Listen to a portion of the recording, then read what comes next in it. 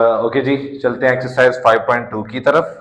5.1 का जो लास्ट हमने क्वेश्चन किया था, क्वेश्चन नंबर 4 और 5.2, ये एग्जैक्ट दोनों सेम है। बस फर्क क्या है कि यहाँ पे हो सकता है तीन लीनियर इनइक्वालिटीज आ जाए, या हो सकता है पीछे वाले सवाल में हमें एक कंडीशन होती थी कि x greater than equal to 0 या y greater than equal to 0। अब यहाँ हो सकता है कि दोनों पॉसिबिलिटीज हो, x भी और y दोनों का लिखा हो, x and y both greater than equal to 0। तो उस केस में क्या करेंगे देख लेते हैं। ओके जी, इसमें सेकंड पार्ट का सवाल है, ग्राफ द फिजिबल रीजन। अब ये फिजिबल रीजन क्या है, ये आपको मैं जब ग्राफ बनाऊंगा तब बताऊंगा, ठीक है। Graph the feasible region of the following system of linear inequalities and find the corner points in each case, ठीक है। अब इसमें आपके पास तीन लीनियर इनइक्वालिटीज थी, तीनों लिख ली, लेकिन तीनों लीनियर इनइक्वालिटीज के साथ दो इनइक्वालिटीज मजीद है। इसमें इसने लिखा हुआ x is greater than equal to 0, y is greater than equal to 0। तो ये हमने डिस्कस किया हुआ है कि x is greater than equal to 0 का एसोसिएटिव इक्वेशन क्या आएगी, ये इसकी एसोसिएटिव इक्वेशन क्या होती है ये, और ये होता है आपके पास y एक्सिस, ये होता है आपके पास x एक्सिस। तो ग्राफ बनाते हो हमने x एक्सिस और y एक्सिस दोनों ड्रॉ करने ही करने हैं, तो इसके ऊपर हम वर्किंग नहीं करेंगे, बस जब हम शेडिंग करने लगेंगे तब इन चीजों का ख्याल रखेंगे, ठीक है।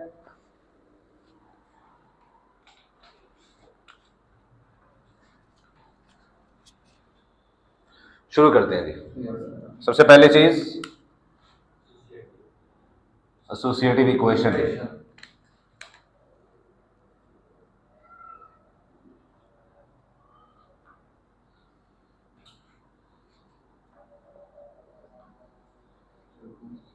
अगेन इनको सॉल्व करना पड़ सकता है, कॉर्नर पॉइंट्स के लिए तो इनको नाम दे देते हैं, इक्वेशन 4, 5, 6। इसके बाद इनका x इंटरसेप्ट और y इंटरसेप्ट निकालना है।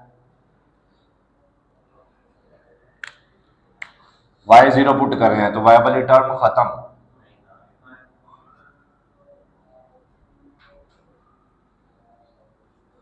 y खत्म,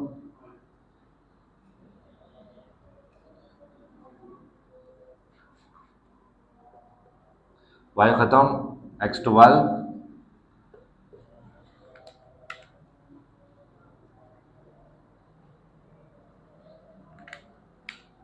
x 0 खत्म,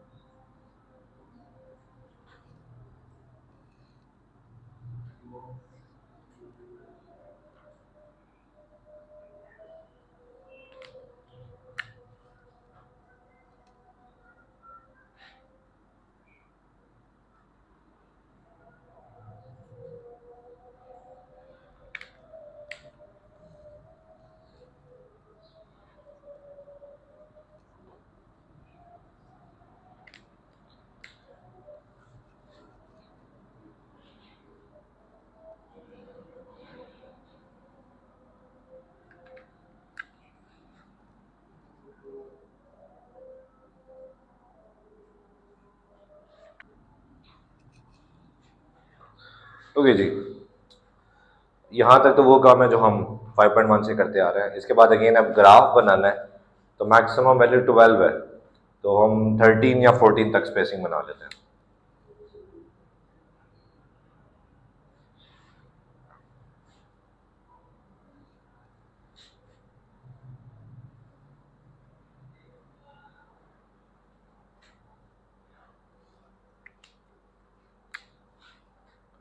टू, 4, 6, 8, 10, 12, 14।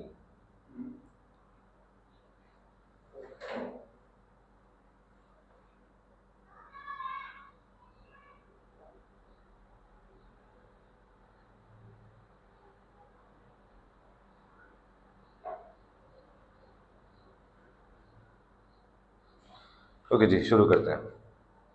ब्लैक से ड्रॉ कर रहा हूँ, y0 इग्नोर करें, x पॉजिटिव है तो पॉजिटिव x राइट साइड पे, 2 4 6 8 और 10 के दरमियान ये 9 आ गया। ठीक हो गया, पॉइंट ए।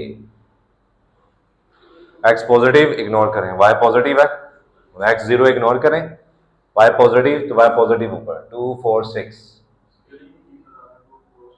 वो जगह कम थी ना इसलिए नहीं मिलेगी। ठीक है,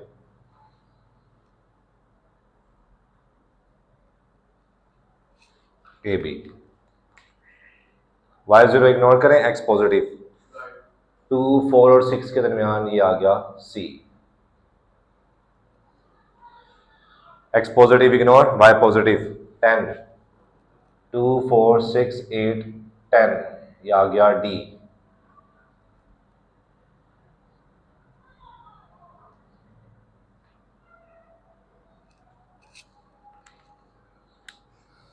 ओके जी, Y positive ignore, X positive है 12, तो ये 12 आ गया। E X 0 ignore, Y positive 3, 2 और 4 के दरमियान ये आ गया 3, एफ।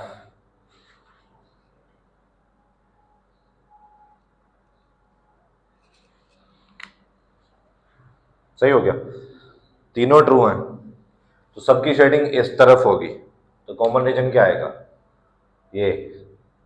ठीक हो गया, बताने की जरूरत है क्यों? चले देखते हैं थोड़ा सा। अगर मैं इसकी बात करूं, ये कॉमन क्यों नहीं है?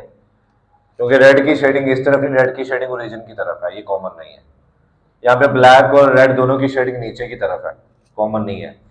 यहाँ पे किसी की भी शेडिंग नहीं आ रही क्योंकि सबकी शेडिंग नीचे की तरफ है, ओरिजिन की तरफ। सही है, ये भी ऐसे ही है। तो सिर्फ ये वाला रीजन ऐसा है जहां मैंने हाथ रखा हुआ है, जहां पे ब्लू रेड ब्लैक सारी शेडिंग आ रही है, तो सिर्फ ये कॉमन है।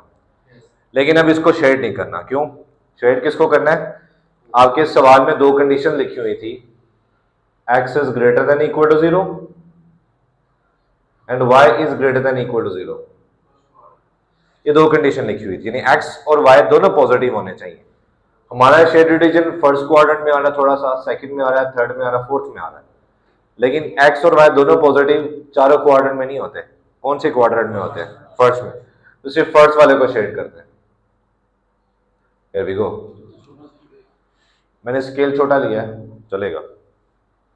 अच्छा, अब कॉर्नर पॉइंट्स भी तो निकालने हैं। उसने कहा फाइंड द कॉर्नर पॉइंट्स, तो एक कॉर्नर पॉइंट हो गया f, हमें पता है f क्या है 0 3। एक कॉर्नर पॉइंट आपको c नजर आ रहा है, एक ये ओरिजिन है 0 0, ये यहाँ पे नहीं होगा लेकिन 0 0 है, आपको निकालने की जरूरत नहीं है।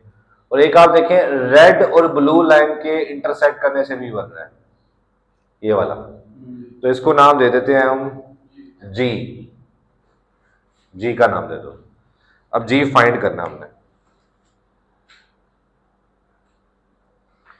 अब देखिए यहाँ पे तीन इक्वेशंस हैं, आपको बड़े ख्याल रखते हुए इस चीज को देखना है कि किन दो इक्वेशंस को सॉल्व करने से वो कॉर्नर पॉइंट आएगा। देखिए, एक लाइन आपको रेड नजर आ रही है और एक ब्लू नजर आ रही है, जिनके मिलने से बन रहा है रेड मतलब इक्वेशन 5, ब्लू यानी इक्वेशन 6। 5 और 6 को सॉल्व करेंगे तो वो कॉर्नर पॉइंट आ जाएगा। लेकिन आपके पेपर में रेड तो नहीं होगा ना कलर, तब आपने ख्याल रखना है क्या, ये लाइन रेड यानी इसको सी डी का नाम हमने दिया हुआ। सी डी कहाँ पे है? ये सी डी मतलब इक्वेशन 5। फिर अगर आपने ब्लू कलर यूज नहीं किया हुआ, जो कि आपने यूज करना है, तो अगर आप कलर को नहीं देख रहे तो इसका नाम क्या है इस लाइन का? E F. ये ब्लू में ई एफ है, तो ई एफ यानी इक्वेशन 6, सी डी यानी इक्वेशन 5। इन दोनों इक्वेशंस को आपस में सॉल्व करेंगे। यहाँ पे छोटा सा लिख भी दें, हाँ दे सकते हो। Solving equation 5 and 6। ठीक हो गया, क्लियर?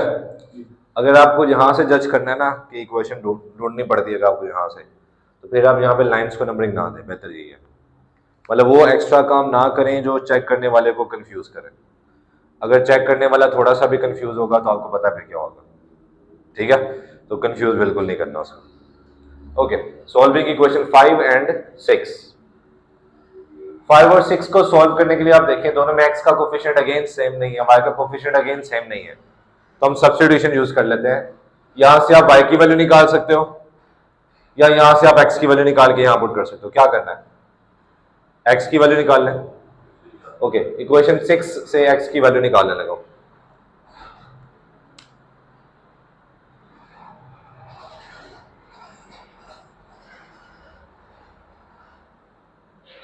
4y इस तरफ आके क्या हो जाएगा, -4y। इसको आप इक्वेशन 7 कह सकते हैं। अब ये मैं पुट कर रहा हूँ दूसरी इक्वेशन 5 में, क्योंकि मैं 5 और 6 को सॉल्व कर रहा हूँ। तो 6 से अगर आपने वैल्यू निकाली है तो वो 5 में पुट कर दें, अगर आपने 5 से वैल्यू निकाली है तो वो 6 में पुट कर दें। सही हो गया। 10 इक्वेशन 5, ये जी इक्वेशन 5। 2x की जगह आ गया +y as it is equals to 10। Okay जी।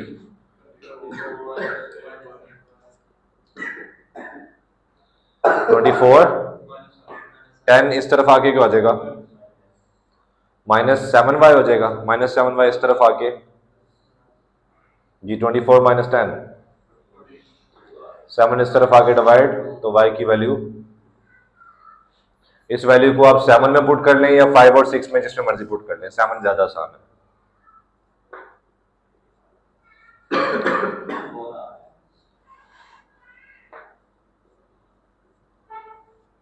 12 - 8 4, तो g हमारे पास क्या आ गया, x है 4 और y है 2। सारे कॉर्नर पॉइंट निकल आए। लास्ट में हेडिंग दें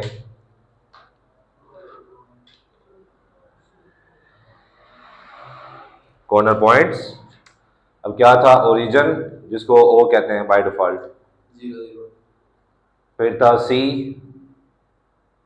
सी क्या है 50, सी के बाद एफ है जी 03, और फिर ये जी या 42। सवाल खत्म। जी पुत्र, कोई सवाल है तो पूछ लें। डन।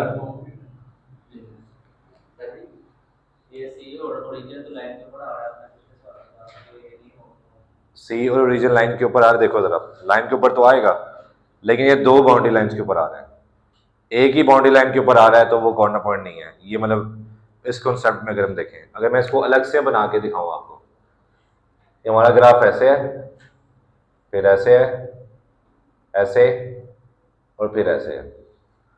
यहाँ पे ओ लिखा हुआ है मतलब ओरिजिन, ये सी लिखा हुआ है, ये जी जो हमने कैलकुलेट किया, और ये एफ लिखा हुआ है। देखो ये ऐसे आगे तो नहीं चलता जा रहा ना, आगे चलता जा रहा होता तो फिर ओ हम कहते हैं कि वो बाउंड्री लाइन के ऊपर, मतलब दो बाउंड्री लाइन के ऊपर नहीं आ रहा तो कॉर्नर पॉइंट नहीं है। देखो यहाँ पे ऐसे एक बाउंड्री लाइन ये है और एक बाउंड्री लाइन ये है, एक ये और एक ये, तो दो बाउंड्री लाइन यहाँ पे मीट कर रही है ओ पे, तो इसलिए ओ को हम कॉर्नर पॉइंट में काउंट कर रहे हैं। ठीक है, ओके जी। 5.3 की तरफ हम चल रहे हैं, क्योंकि 5.2 में दो ही सवाल थे और दोनों सवाल में कॉर्नर पॉइंट ही फाइंड करना था, और उसमें दोनों कंडीशन थी x and y greater than equal to 0। वहाँ एक चीज़ जो है आपने डिस्कस करनी थी, हम फिजिबल रीजन क्या चीज़ है वो पहले डिस्कस कर लेते हैं।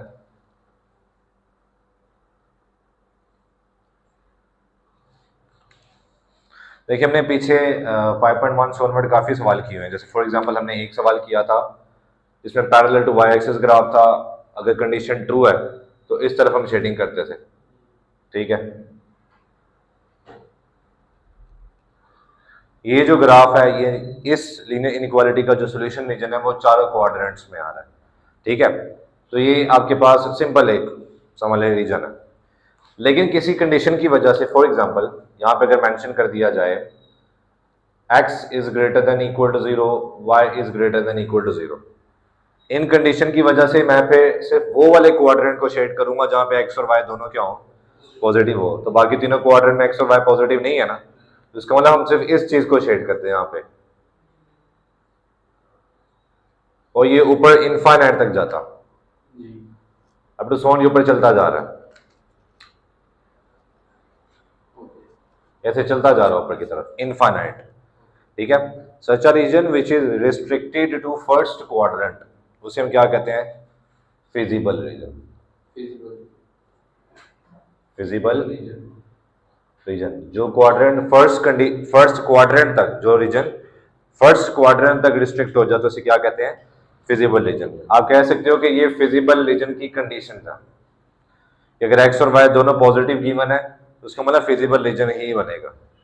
अब दो तरह के फिजिबल रीजन हो सकते हैं, एक है बाउंडेड फिजिबल रीजन और एक है अनबाउंडेड फिजिबल रीजन। अभी उसके लिए पहले दूसरी एग्जांपल आप देखें।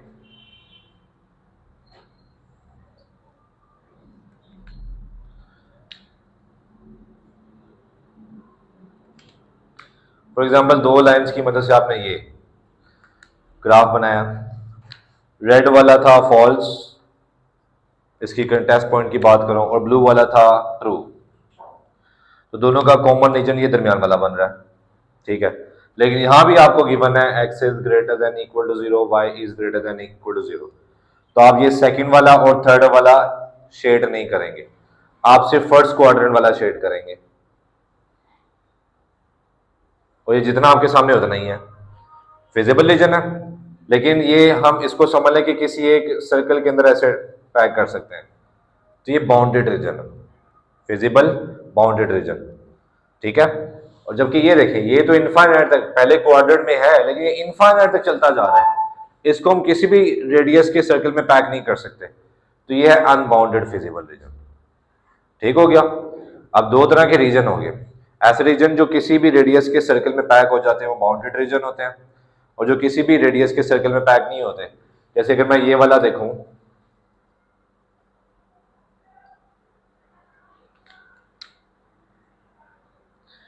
ये ट्रू है तो इस तरफ इनफाइनाइट तक चलता रहेगा, इनफाइनाइट तक चलता जा रहा है, इसको मैं किसी भी रेडियस के सर्कल में पैक नहीं कर सकता, फिजिबल भी नहीं है, लेकिन ये किसी सर्कल में पैक भी नहीं हो सकता, तो ये क्या है, अनबाउंडेड रीजन।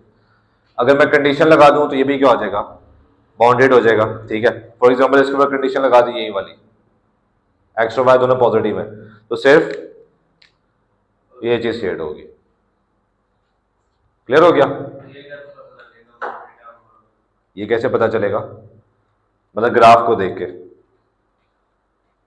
ग्राफ हम ड्रॉ करेंगे, वैसे पूछेगा नहीं आप इस सवालों में, शॉर्ट क्वेश्चन में डेफिनेशन आ सकती है, लॉन्ग क्वेश्चन में बताना नहीं होता हमने कि हमने बाउंडेड रीजन बनाया कि अनबाउंडेड, अगर बताना भी पड़ जाता है तो ग्राफ को देख के हम बता सकते हैं कि ये बाउंड है और ये इनफाइनाइट तक है, तो ये अनबाउंडेड है, ठीक हो गया।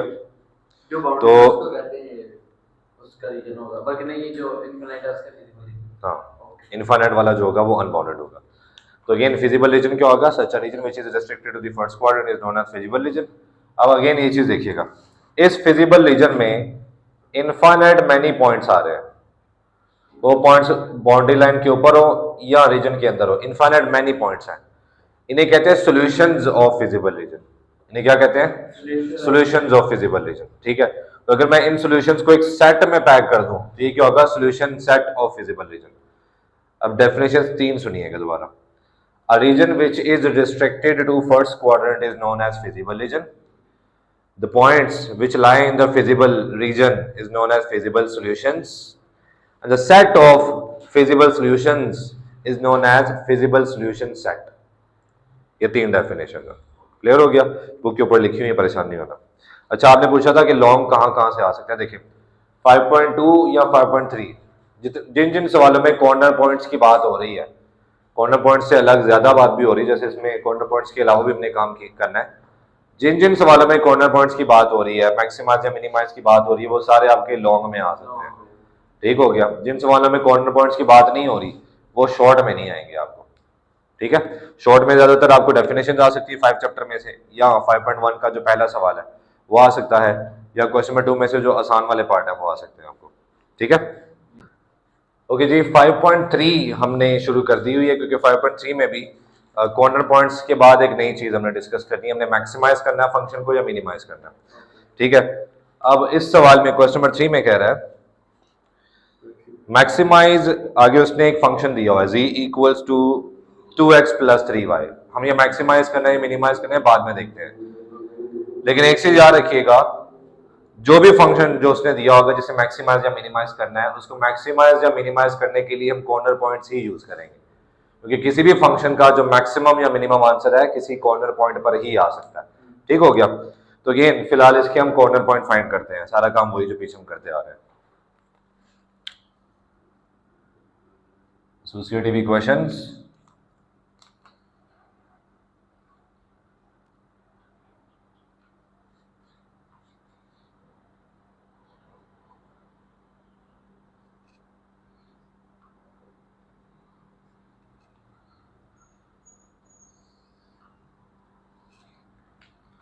एक्स इंटरसेप्ट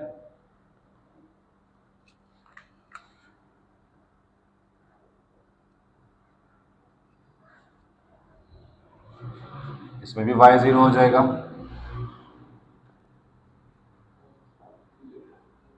इसमें भी y 0,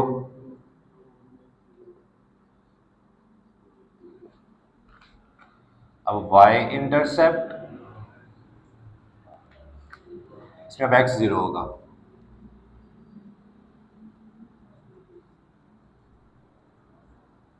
x 0, x 0,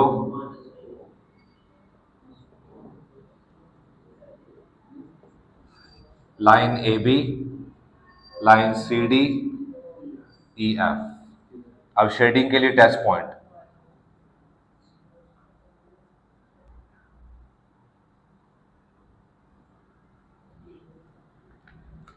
एक्स और वाई 0 पुट किए, दोनों 0, less than equals to 12, true. 0 12 से छोटा होता है, 0 लेस देन इक्वल्स टू 4, 0 4 से छोटा होता है, ट्रू। क्या? हाँ ये 0 4, थैंक यू। ओके जी, एक्स और वाई दोनों 0 पुट किए, 0 लेस देन इक्वल टू 4, ये भी क्या है, ट्रू। और साथ ही एक और चीज, इन तीनों लीनियर इनइक्वालिटीज के साथ साथ उसने वो दोनों कंडीशन भी लिखी हुई थी, ये वाली, X is greater than equal to 0, Y greater than equal to 0, मतलब हमारा रीजन अगेन फिजिबल रीजन ही बनेगा। ओके, ग्राफ बनाना शुरू करते हैं। तो हमारे पास मैक्सिमम वैल्यू है 4, ठीक हो गया।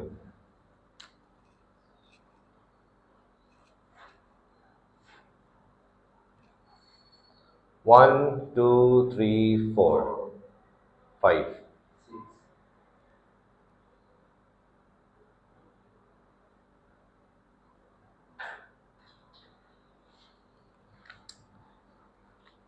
जी y 0 इग्नोर करें, x पॉजिटिव है, पॉजिटिव x, ये आ गया point A, x 0 ignore, y positive, ये आ गया B।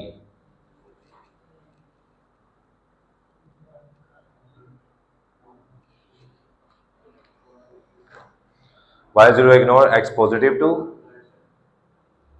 C, x 0 ignore, y positive 4,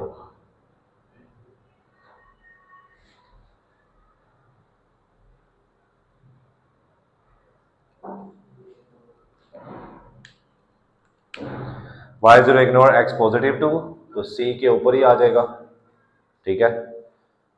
इसी को लिख देते हैं यहाँ पे E। F, x 0 ignore, y negative है तो नीचे -4, ये आ गया F।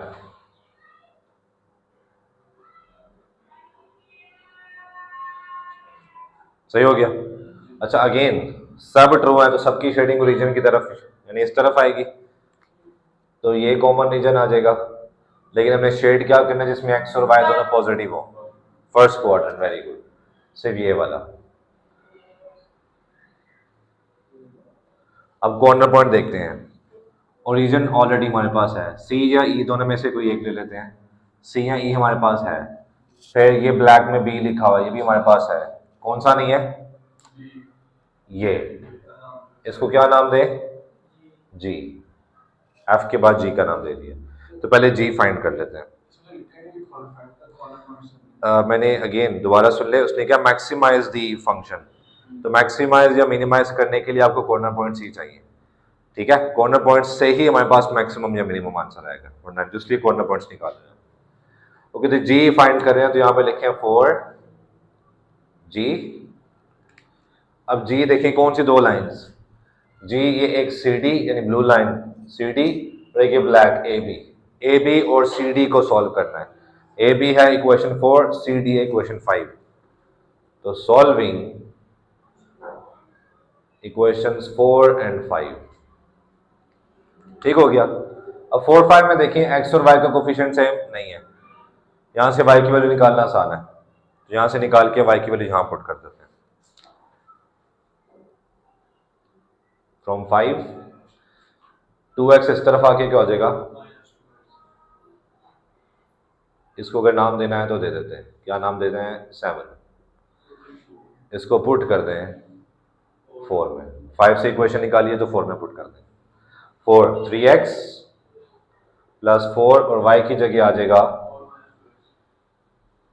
इक्वल्स टू 12, 4 को मल्टीप्लाई कर रहा हूं, -8x प्लस 3 -5x इस तरफ आके क्या हो जाएगा, प्लस 5x और 16 12 इस तरफ आके, तो 4 और 5 इस तरफ आके डिवाइड, ये x की वैल्यू आ गई, पुट इन 7, अगेन 7 में पुट कर लें या 4 5 जिसमें मर्जी पुट कर लें, y आ जाएगा। पॉइंट्स में ना लिखो बेहतर है, मतलब फ्रैक्शन ठीक है, पॉइंट्स से जो हम लिखते हैं ना तो बाद दफा वो रिकरिंग वैल्यू हो जाती है जो चलती रहती है, वो राउंड ऑफ करनी पड़ जाती है।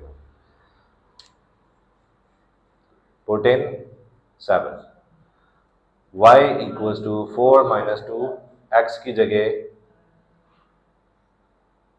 4/5 पुट करना है, करें यार क्या आंसर आता है इसका,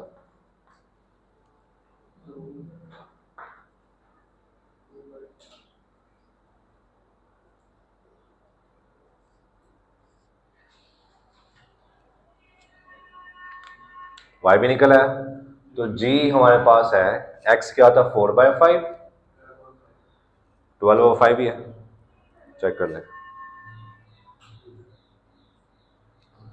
कॉर्नर पॉइंट्स की हेडिंग दे,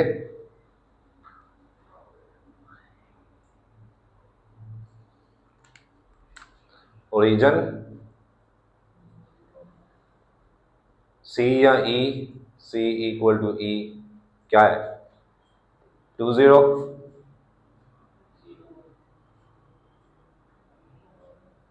फिर ये B क्या है 03, O लिख लिया, CE लिख लिया, B लिख लिया, और ये G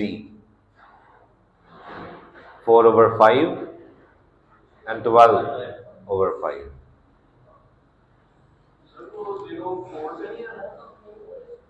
जीरो क्या B, ये B, ये ब्लैक में लिखा 1 2 3, ये देखो B ये है, ठीक हो गया, ये कॉर्नर पॉइंट्स हमने निकाल लिए। यहां तो कोई सवाल है तो पूछ लें। अच्छा अब सवाल पे वापस है, सवाल में कह रहे हैं मैक्सिमाइज दी फंक्शन, उसने एक फंक्शन दिया हुआ है z इक्वल्स टू +3y, हमने इसको मैक्सिमाइज करना है, ठीक हो गया। अच्छा मैक्सिमाइज कैसे करेंगे, कॉर्नर पॉइंट्स हम पुट करेंगे, यहाँ पे 1 2 3 4 कॉर्नर पॉइंट्स हैं, वो 4 के 4 कॉर्नर पॉइंट्स बारी बारी हम इस फंक्शन में x और y की जगह पुट करने लगे, पहले पुट कर लेते हैं। मैं z की जगह ओरिजिन पुट कर रहा हूं तो z के नीचे मैं छोटा सा o लिख लेता हूं, इसका मतलब है कि मैं z में x की जगह भी 0 और y की जगह भी 0 पुट करूंगा, प्लीज देखिएगा क्या आंसर आ रहा है 0। अब मैं c या e दोनों में से कोई एक पुट कर लेता हूं, c पुट कर रहा हूं, 2 एज इट इज, अब x की जगह 2 और y की जगह, तो 2 एज इट इज, x की जगह 2 y की जगह 0, क्या आंसर आया 4। अब b पुट कर रहा हूं, x की जगह अब 0 और y की जगह 3, क्या आंसर आया 9। लास्ट है g, x की जगह 4/5, y की जगह 12/5, क्या जगह 8 + 24 32/5। देखिए एक आंसर आया 0, एक आया 4, एक आया 9 और एक है 32/5। अगर मैं इसको पॉइंट्स में कन्वर्ट करूं, डेसिमल में कन्वर्ट करूं तो 44/5 आ रहा है। ओके, ये बताइएगा क्या आंसर आता है डेसिमल में 8.8, ठीक है। सवाल में उसने क्या कहा था, हमने इसको क्या करना है मैक्सिमाइज, तो अब देखिए कौन सा कॉर्नर पॉइंट पुट करने से मैक्सिमम आंसर आया 9 आंसर आया, किस कॉर्नर पॉइंट को पुट करने से B, तो आप लास्ट में लिख दें hence feasible solution B, B क्या है 03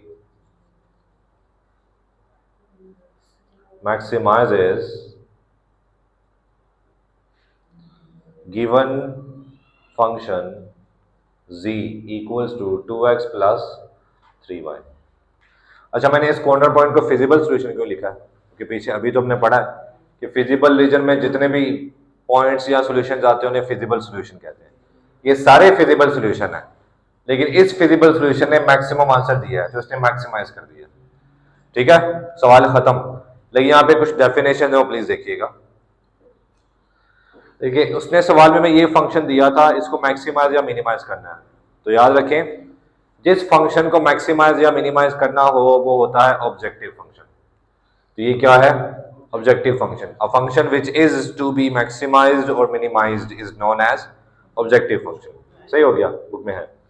तो इसी तरह ये फिजिबल सॉल्यूशन है, इसने मैक्सिमाइज या मिनिमाइज किया है। तो जो फिजिबल सॉल्यूशन मैक्सिमाइज या मिनिमाइज कर दे उसे कहते हैं ऑप्टिमल पॉइंट या optimal solution. Optimal point, feasible solution which maximises और minimises the objective function is known as optimal point और ऑप्टिमल सॉल्यूशन। ठीक है, और ये जो वैल्यू आई है, जैसे मैक्सिमाइज का आंसर क्या था 9, तो इसे हम ऑप्टिमल वैल्यू भी कह सकते हैं। क्लियर हो गया? अच्छा, मिनिमाइज के लिए क्या करते हैं? जैसे यहाँ पे तो उसने मैक्सिमाइज का कहा था, मिनिमाइज के लिए कहता तो फिर क्या देखते हैं? मिनिमम आंसर देखते हो। तो 0 पे मिनिमम आंसर है तो वो कॉर्नर पॉइंट या फिजिबल सॉल्यूशन रीजन। सही हो गया, बाकी सब सिंपल सॉल्यूशन है, फिजिबल सॉल्यूशन। सही हो गया, ये सारी 5.3 आपकी ऐसे ही है। अच्छा, लीनियर इनइक्वालिटी की डेफिनेशन हमने स्टार्टिंग में डिस्कस की थी। उसके बाद कुछ चीजें हैं, जैसे समझ लें कि हमारे पास एक लाइन का ग्राफ है। ये एक लाइन है और ax plus B Y greater than equal to C. ये लीनियर इक्वेशन लिखी है, इनइक्वालिटी नहीं है। इन टू वेरिएबल्स, उसका ग्राफ क्या होगा? हमेशा एक लाइन होगी। वो लाइन कैसे भी हो सकती है, वर्टिकल भी हो सकती है, हॉरिजॉन्टल भी हो सकती है और नॉन वर्टिकल भी हो सकती है। फिलहाल आपके सामने नॉन वर्टिकल मैंने ग्राफ बनाया। ये आपके पास इक्वेशन, लीनियर इक्वेशन होगी। मैं अब डिस्कस करना चाह रहा हूं अबव द लाइन या बिलो द लाइन। अच्छा, ये एक टाइप है और एक टाइप ऐसे भी हो सकती है।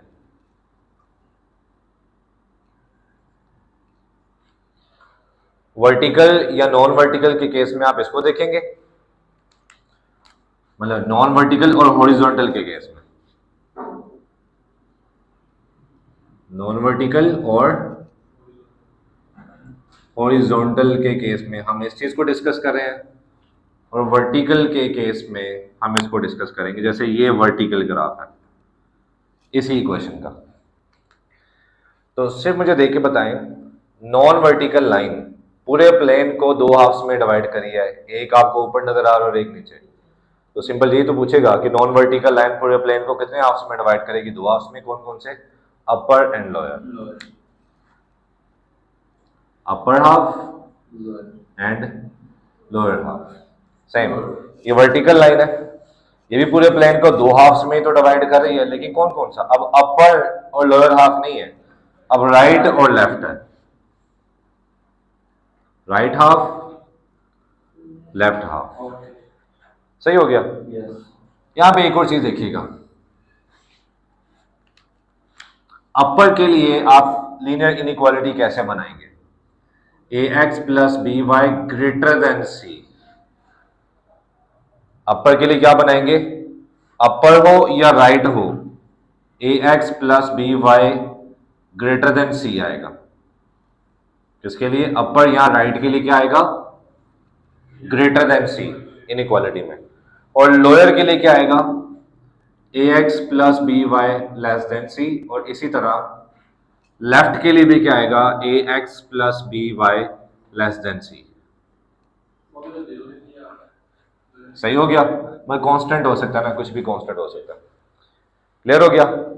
अब एक चीज और डिस्कस करनी है हमने कि इस इनइक्वालिटी के सॉल्यूशन रीजन में, जो कि मैंने लोअर शो कर रहा है, इसके सॉल्यूशन रीजन में बाउंड्री लाइन, ये लाइन शामिल है या नहीं है? ये स्टार्टिंग में डिस्कस किया था।